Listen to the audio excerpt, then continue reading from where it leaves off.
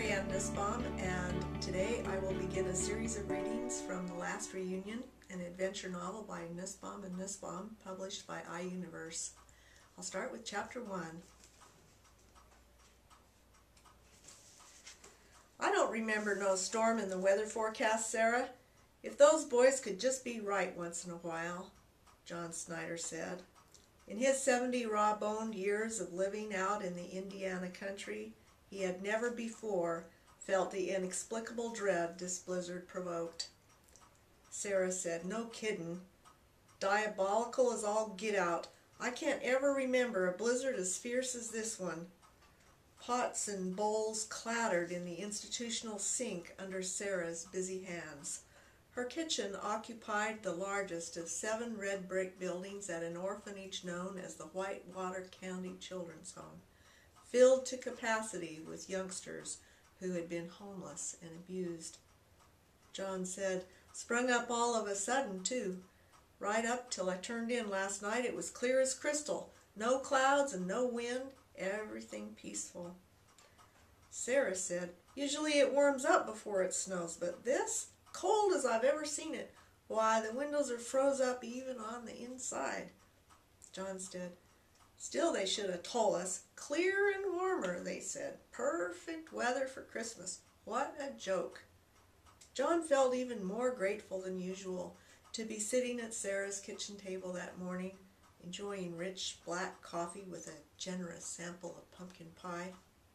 Sarah said, "Sure hope it breaks by the kids' get-up time." She stirred a simmering pot of broth on the wood stove, flames just visible through the tiny cracks in the top.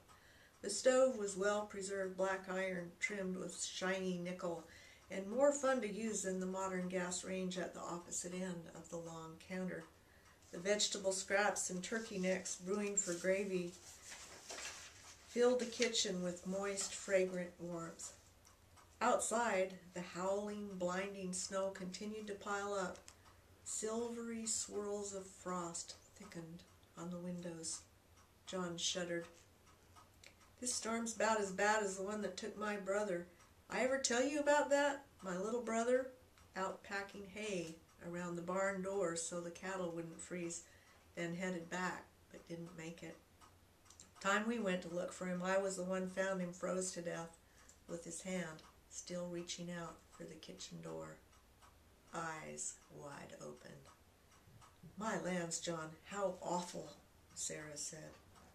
John's insides knotted up as he remembered, and here it was years later, nearly 5 in the morning on Christmas Day, 65 children waiting for a visit from Santa, and that jolly old elf counting on John to haul the presents for each child from their hiding places in the barn.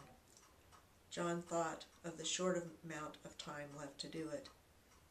He just didn't want to face going outside. A person could die in a storm like that.